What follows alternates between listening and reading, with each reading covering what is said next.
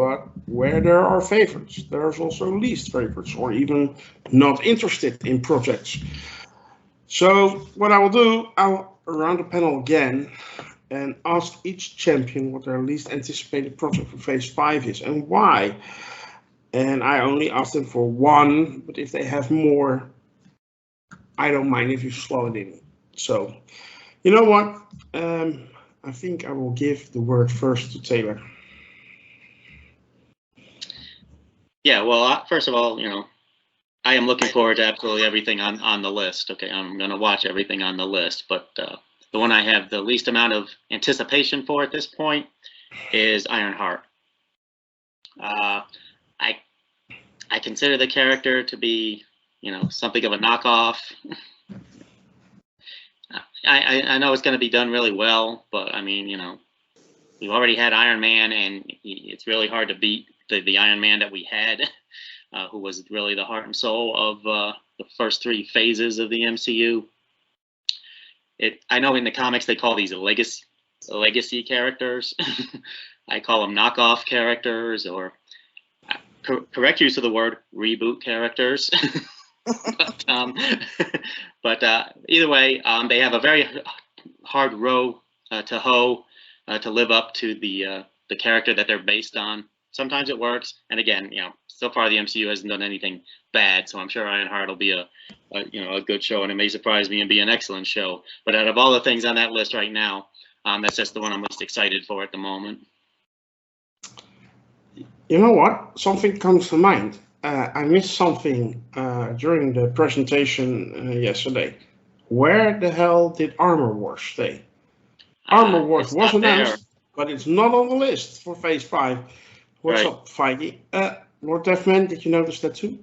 I did, and I read some rumors a while back that they were having a hard time cracking the story for Armor Wars, and also dealing with the budget, because obviously with a lot of armored heroes and villains, that's probably going to be one that costs a bit more, and they probably want to get it right. So it was missing, but it wasn't conspicuously missing. I was like, it sounds like, someone wanted to be a bit more confident about that before they put that into the release roadmap or back into it.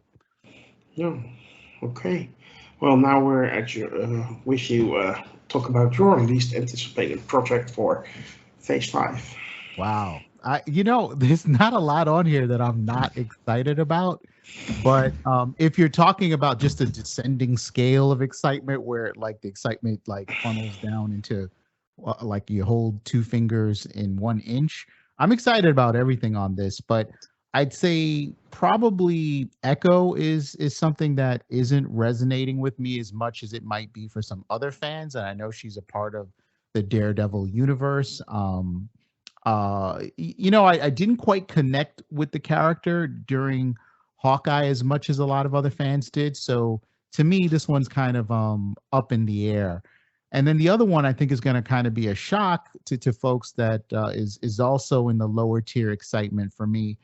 X-Men 97 in the animated roster. I know that's going to be heartbreaking for Biz, but the X-Men fans come from a lot of different trajectories. So it's possible for you to say, "Oh, I saw the X-Men cartoons, and that's what."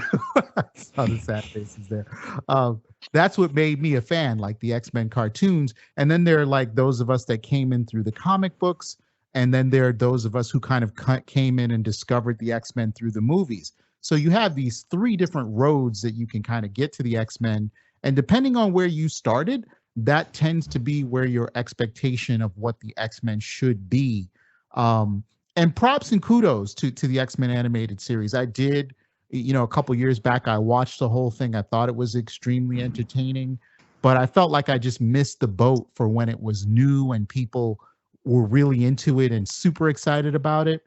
So the idea of a sequel to X-Men 97, not high up on my list, but I'll caveat it by saying that with Magneto taking over as leader of the X-Men, wearing the classic suit that they've adopted from the comic books when he became the leader of the X-Men, that's a good gateway point, a good entry point for me to say I might be able to get into it. So those are my least anticipated projects from the roadmap.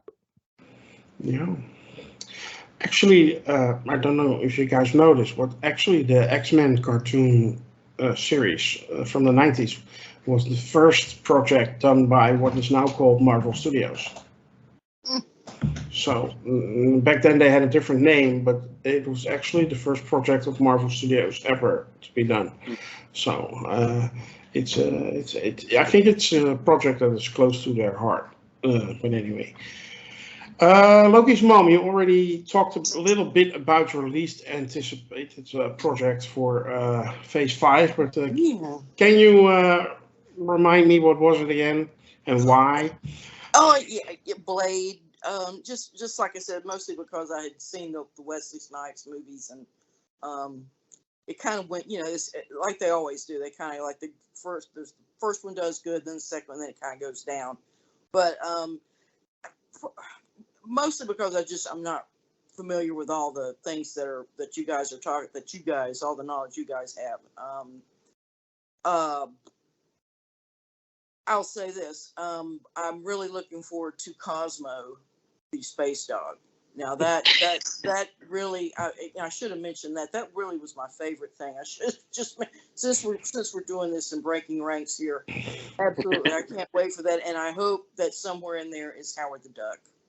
And Howard the Duck means like talking about the Marvel animation. I remember, God, this was, I don't even know, early 70s. They put the Thor and everything, and they had the worst animation. It's basically just the comic panels, and they just maybe move the mouth a little bit or move a hand or jump, and so when you think about the primitive era that it began in, as far as film wise, and where it has gotten to be the top, they're making all the money. They're raking it in, and started out as what it was and what it has become. And I think that's just a tribute to the love that everyone in Marvel has and the fans and everything has for those characters and has for that whole huge franchise. So I'll just take my little hat off to that. Death Lady flips her hat. Before I move to Merv for his least anticipated project, Taylor, you had a follow-up? Yeah, that was the Marvel Superheroes, the first animated Marvel cartoon. It's from 1966. It was rotating stories of Iron Man, Captain America, Thor, Namor, and Hulk. And you're right, it was mostly panels from the comics. Sometimes they took panels from different comic stories, so like characters would have different clothes on in the same scene. but they would have the sound, the sound with it, and they would move like the whole body would move like they were pulling a picture across the screen. But that was one of my first introductions to the Marvel universe. That's where I fell in love with Iron Man. So I have fond memories of it also. Okay, Merv. Least interested, I would go with Agatha, Coven of Chaos. I love the character in WandaVision, but without Wanda, I don't really know what I'm going to be watching there. So that, I guess, my Coven of Chaos, right? Which I guess it still could be entertaining, but like I don't know what it means. You know what I mean? Like I don't really need a show focusing on Agatha. But I actually agree. Yeah. I will put the caveat in that unless in episode 1 they start leaning it towards like spoilers for Doctor Strange 2, resurrection for Wanda or something like that, like that'll hook me right away. I'm still gonna watch it, but it's the one I'm least interested in at the moment. Okay.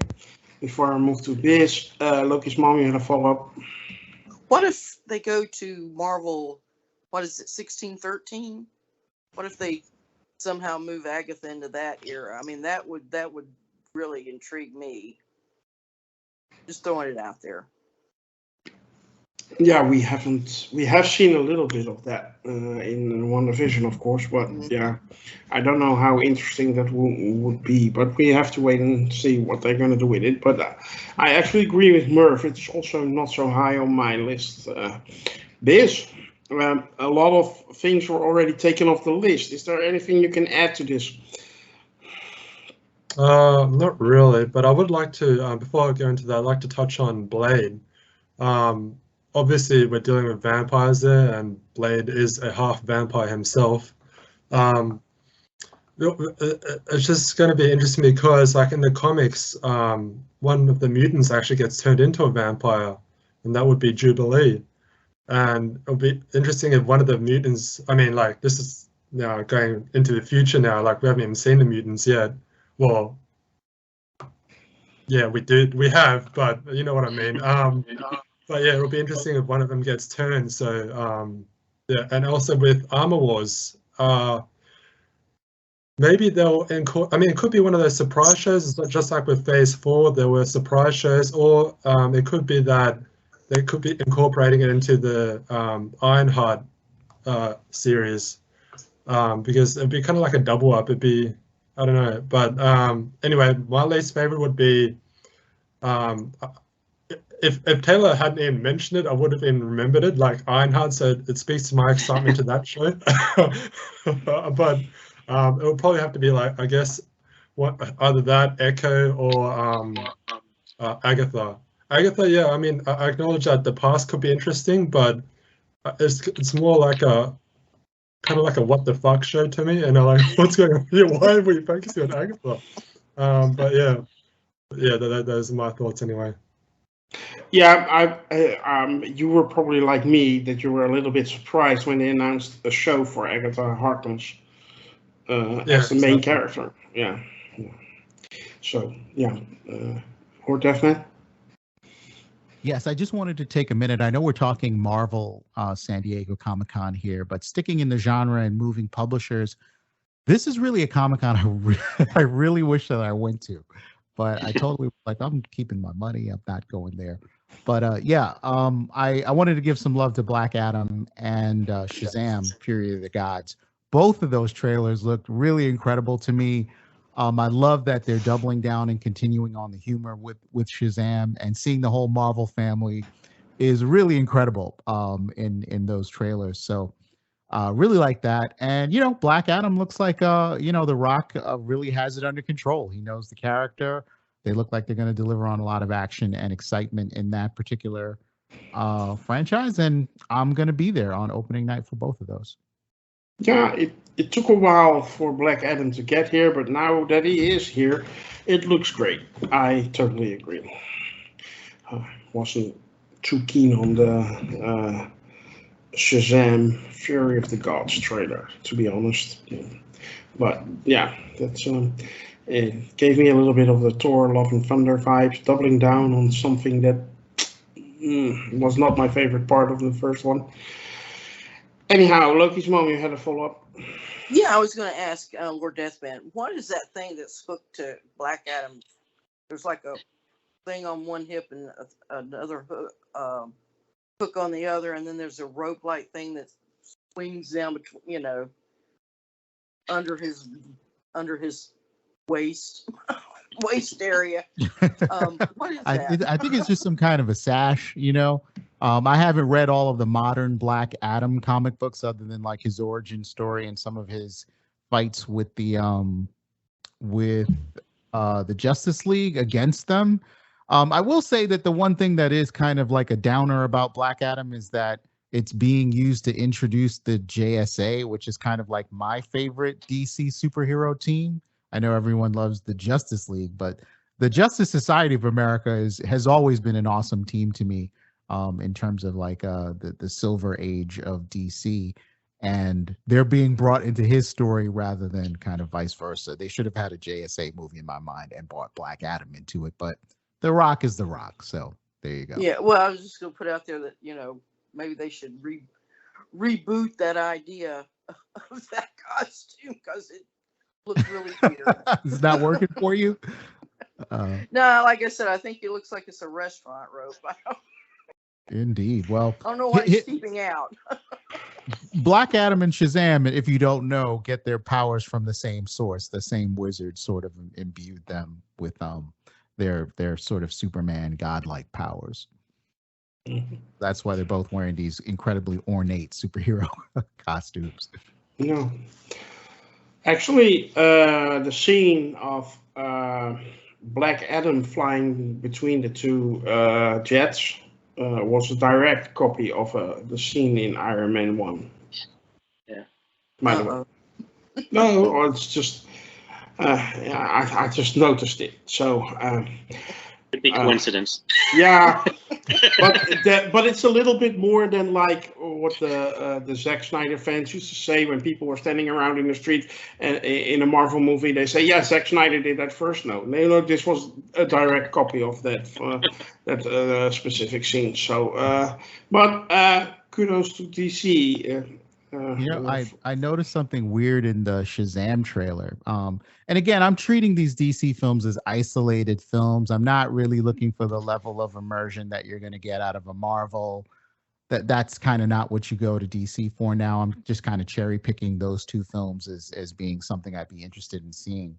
But there's a scene in the Shazam trailer, which is really awesome, where he gets dragged under a couple of cars and then lit on fire. And, he topples over a garbage can. And then I think he's on a psychiatrist's couch and he's talking about how there's already another superhero that has a red costume with a lightning bolt on it. And there, of course, he's referring to the Flash. But if you notice, they don't show Ezra Miller's face at all when they cut to the Flash. It's just like him running from behind and then his arm over his face. So they are really trying to distance themselves from that troublemaking star there. Yeah. I thought that was a little funny. The man-child. Anyway, I think that will conclude our third section of today.